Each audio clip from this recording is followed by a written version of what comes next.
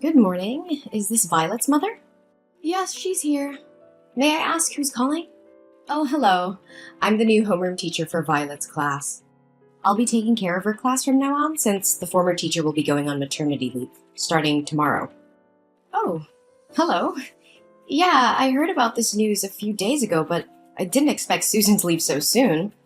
Nevertheless, welcome. I hope you'll be able to help and take care of Violet. Thank you. It's my duty. Actually, I wanted to talk to you today because I would like to invite you to a meeting with the other parents and me. This way I can better understand the children's personalities and talents in order to find the best way to teach each child. Oh, I'm more than willing to attend. You seem very enthusiastic and dedicated to your job. That's right. Becoming a teacher has been my lifelong dream. I studied and worked extremely hard to achieve this, so I'm very excited now as this is my first class as a homeroom teacher. That's wonderful to hear.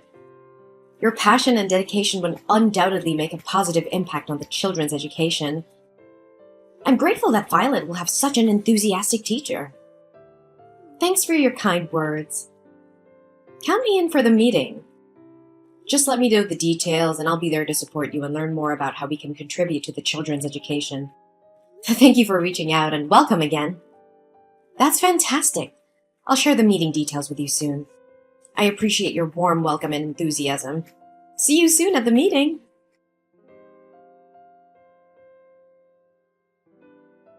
Wow, it's such a small world. I can't believe it's been 10 years since we last saw each other. You have no idea how sad I was when I heard you transferred schools. Why do you keep running away like a scared mouse, just like you did 10 years ago? What more do you want from me? I don't want to bring up the past again. I've tried to forgive you, so it's best if you don't mess with me. Forgive me? Are you kidding? I didn't do anything to you. We used to be best friends. If anyone needs to beg for forgiveness, it's you for moving away and taking the joy from my everyday school life. Best friends? You were a bully. You ruined my life. Oh, come on, don't be such a drama queen. Haven't you always wanted to be the most popular girl in school? I was just trying to help you. But don't be so hard on me. Those games were really fun. Do you call those inhumane acts, insulting others and making me live in fear every morning, a joke? You started a game where people at school were rewarded for throwing the most food at me. And from then on, every lunchtime was a nightmare. Everyone in school competed to throw whatever they could at me. Even when I hid on the balcony or the restroom, you always found me to continue that cruel game. Yeah, that was so much fun. From then on, I was covered in food every day and smelled. You even told everyone I was a trash can, and since then, my locker was always filled with disgusting garbage, along with curses and wishes for me to die. Never mind, they just said it for fun. The climax was the prom night in our second year of high school. You told me that the theme of the prom was to dress up as an animal. At that time, I was foolish enough to believe your lies and think that you wanted to make up with me. So I accepted your offer to do my makeup and dress up as a chicken. But when I arrived, everyone laughed and pointed at me. You even manipulated people to vote for me as prom queen. And when I was dragged up to accept the award, you poured a bucket of blue paint all over me. Oh yeah, you looked like a Smurf. Oh, I still find it funny to this day. You have such a good memory. How do you remember everything in such detail? I wish I could forget about it too, but those memories left a big psychological impact on me. Despite attending numerous therapy sessions, I still can't erase those horrible experiences from my mind. Ugh, chill out. Can't you take a joke? Those weren't jokes, Farah. They were acts of pure cruelty and humiliation. I was tormented daily, emotionally and physically scarred by her actions. My self-esteem was shattered and I lived in constant fear and embarrassment. Ugh, lighten up. You were such an easy target. Besides, you should have been grateful for the attention. It's not like you were anyone special before. Grateful? Are you serious? No one deserves to be treated the way you treated me. I was a human being just like you. Those acts of torment weren't funny or playful. They were a violation of my dignity and a betrayal of our supposed friendship. Friendship? Ha! You were always so pathetic and desperate for acceptance. I was just trying to toughen you up, make you stronger. Look at you now. Isn't it thanks to my upbringing that you dare speak up against me instead of crying and resigning yourself all day like before? Toughen me up? No, you were just a bully. You enjoyed having power over me, relishing in my pain and suffering. You had no regard for the consequences of your actions or the emotional scars they left behind. Ugh, stop playing the victim. It's been years and you're still dwelling on the past. Get over it already. Get over it? How can I forget the years of torment, the humiliation, and the constant fear? These experiences have shaped who I am today, but I refuse to let you define me any longer. I'm stronger now and won't allow you to belittle my pain. Whatever. You're just being dramatic. It's not like it affected you that much. Those are just rebellious acts. Almost every teen goes through that phase. I believe that when Violet grows up, she'll do the same thing I did to you. Oh no, she'll definitely turn out to be a failure who needs to be taught a lesson, just like her mother. Perhaps in the near future, I'll have to dedicate myself to taking care and paying attention to Violet. She'll be my favorite student from now on. How can a person like you, with such a biased, immoral, and shameless mindset, become a teacher? I will notify the school immediately so they can remove you from your position and find a more suitable teacher for my daughter's class. I refuse to have my child influenced by someone as inhumane as you. What do you think you can do? Don't you know that the principal of this school is my father? Go ahead and share your opinion. Try everything you can to get me fired. But guess what? My father will make sure to write negative comments on your child's school records, making it difficult for her to find a school anywhere else in the future. I will tell the truth about you to other parents, and I'm certain they will support the change of teachers. Oh, really? But let me tell you something. The process of making complaints and getting things done can take months, even years, for the council to consider your opinion. So what do you think your daughter will go through during that time? Let me enlighten you. Elementary school kids can be even more manipulative than high school kids. You underestimate my determination to protect my child.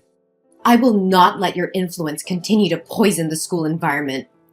I will gather evidence, reach out to other parents, and together we will fight for a safe and nurturing educational environment for our children.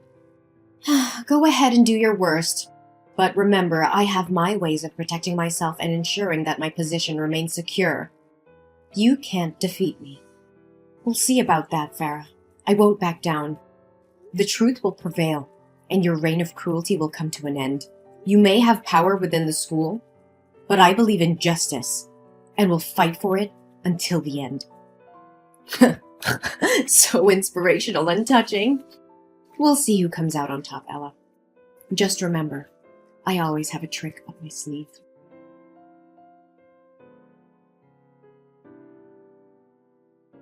Hello, Jellyfish Mom.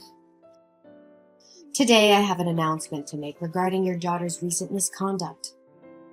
As her homeroom teacher, I have taken disciplinary action in response to her poor behavior. And before you jump to conclusions, let me clarify that this has nothing to do with holding a grudge from the past or intentionally causing trouble with your daughter. This is simply a conversation between a teacher and a parent to inform you about incidents of cheating and stealing involving Violet and her classmates. What? What do you mean by poor behavior? Are you saying my daughter cheated on her exam and stole from her classmates?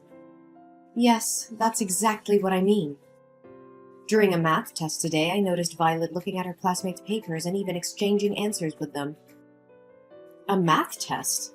That can't be right. Violet excels in math. Last year, she even represented the school in an inter-school math competition. How can you be so sure that she hasn't neglected her studies this year? Perhaps she resorted to cheating out of fear of embarrassing her friends. Furthermore, today was Violet's day for classroom duty. When her classmates returned to the class after playing, many of them discovered that their belongings were missing. Crayons, hair bows, game consoles. They were all found in Violet's locker when we conducted a search. How is that possible? Something doesn't add up. I am confident that Violet would never steal from her friends. Someone must have framed her. Accept the truth. You have failed to raise your daughter properly. As an experienced teacher, I can clearly discern if a child is lying or not. Moreover, she has already confessed her mistakes in front of the class. What? Did Violet herself admit to cheating and stealing? Yes, indeed. Although I had to use a professional method as a teacher to get Violet to admit her mistakes. What do you mean by professional method? Well, as an expert in educating children, I know which methods work best. In this case, a light spanking with a ruler was employed. I can assure you that I have used this approach with hundreds of students before. What? Did you physically punish my daughter? How dare you take such action without certainty that she committed those acts? You coerced and assaulted her just to force her into admitting fault? And you still call yourself a teacher? Oh, please, she simply needed to face the consequences of her actions. By the way, I'm disciplining Violet, so she'll be returning home 2 hours later than usual today. I have lesson plans to work on for tomorrow, so I won't be able to continue this conversation with you. No, you're not going anywhere until you clearly explain what punishment you're referring to. What have you done to my daughter? Oh, don't worry, you'll find out soon enough once she arrives home. Today I decided to test out a new punishment method, and your daughter was the first one to experience it. She'll be so grateful to me for a refreshing summer look. What on earth are you talking about? Oh, just relax, it's no big deal. Today was career day at school, and my class happened to open a salon shop. So I made a small adjustment to Violet's hair. Even though she looked pretty with her hair tied on both sides, she looked even prettier with her new hairstyle I created. What? How dare you touch my daughter's beautiful hair? Did you cut off those 2 braids? Oh, you silly person, of course not. I wouldn't be so heartless. Short hair wouldn't suit her face. Instead, I shaved her head in front of the entire class. I simply used her as an example to teach and warn other students never to make the same mistake as your daughter. It's quite an effective method of education. I swear to God, you're going to pay for this. You've gone too far, Farah. I won't let you get away with this. Oh yeah? I'm not too worried. If I didn't go this far, she'd never learn her lesson. Don't you know that when parents coddle their children, they grow up to be losers? I'm just doing what I'm supposed to do. You should be thanking me. What kind of teacher? No. What kind of person would do this? You have crossed all boundaries. It's not your place to physically and emotionally harm my daughter. You have abused your authority as a teacher. Oh, please, don't be so dramatic. It was just a harmless punishment. Her hair will grow back soon. Harming my daughter physically and emotionally is not harmless.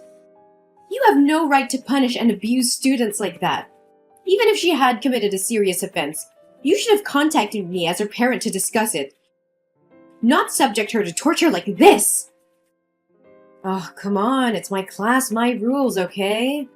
Besides, in addition to correcting your daughter's behavior, I saved you some money on shampoo and water bills. Isn't that great? I can't believe you would stoop so low, Farah. You're supposed to be a teacher, someone who nurtures and guides young minds, not someone who inflicts pain and humiliation on innocent children. How can you live with yourself? Ugh, spare me the melodrama. You act as if I've committed some heinous crime. It was just a little punishment, a teaching moment for your daughter. It was not just a little punishment. You violated my daughter's trust, her sense of security. You took away her dignity and happiness. How could you be so heartless? Heartless? I did what needed to be done to discipline her. She needed to learn a lesson. Besides, it's not like she's the first student I've punished this way. I will report your behavior to the school administration and the appropriate authorities. You will pay for what you've done. Oh, please. Your little crusade won't amount to anything. I've seen parents like you come and go, making empty threats. I've dealt with worse than you. You may have dealt with others, but you've never faced someone like me. I will expose your true nature and ensure you are stripped of your position as a teacher. No child should ever suffer under your twisted idea of education. You're delusional if you think you can bring me down. Your daughter will be the one to pay for your foolish defiance. That doesn't make it right! You have no right to play with my daughter's emotions and physically alter her appearance without consent. Your actions are cruel and unforgivable. Well, maybe you should have taught your daughter better. Maybe if she had behaved, you wouldn't have ended up like this. Once again, I can't believe you would sink so low. How dare you intentionally harm my daughter in such a despicable manner? What the hell are you going on about? It's just my responsibility as a teacher. Oh, so it was your responsibility to fabricate a cheat sheet, then purposefully approach my daughter's desk during the math test, dropping it near her feet and pretending it was innocent? Did that answer magically appear in her pocket too? And let's not forget your responsibility to rummage through other students' belongings, hide their items in my daughter's locker, and play innocent while they search for their possessions.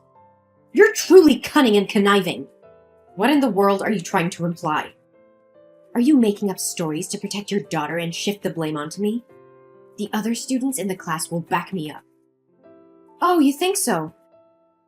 Well, I happen to have video evidence of your malicious actions towards my daughter. Video? What video are you blabbering about? Maybe Susan forgot to mention that there are security cameras installed in the classroom, ensuring parents have complete oversight of their children's safety and the quality of education. Today, those cameras captured everything. What? Security cameras? How is this possible? Why was I never informed? These cameras were installed due to the alarming rise in school security incidents. To protect their child, parents in our class contributed funds for their installation. We all have access to monitor our children whenever we wish. And guess what? This time it worked flawlessly, safeguarding my daughter's dignity. I couldn't check the footage right away since I was on a plane. By the way, I visited your previous school, the one where you were fired, to uncover the truth. No, it can't be true. God, I despise even uttering your name.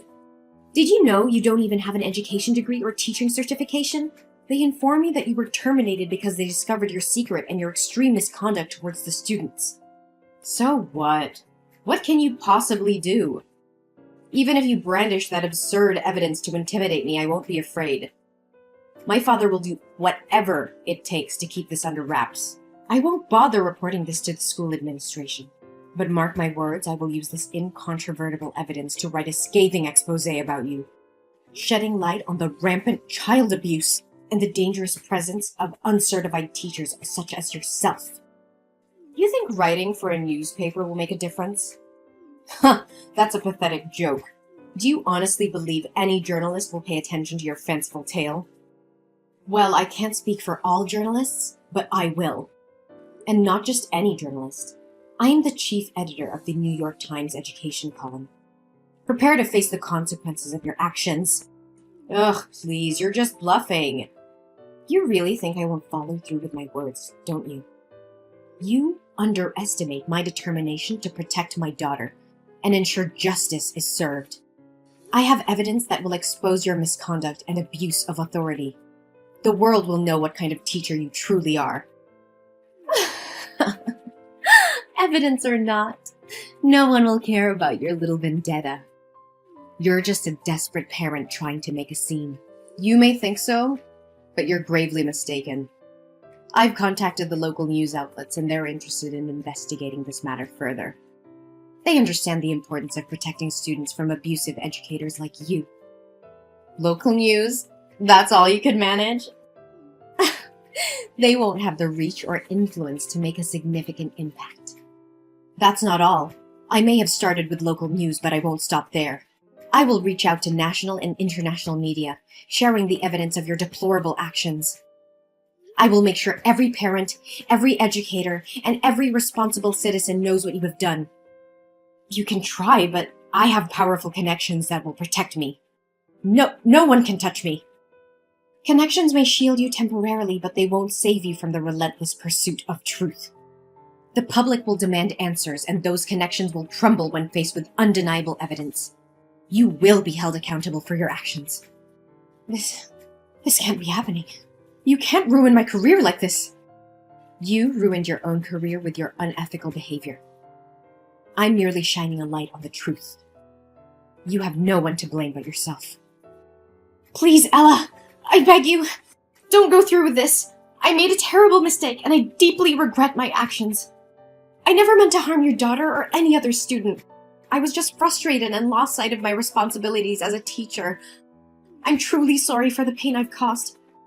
Ella, are you listening to me? Ella, come back here! How dare you block me? Ella!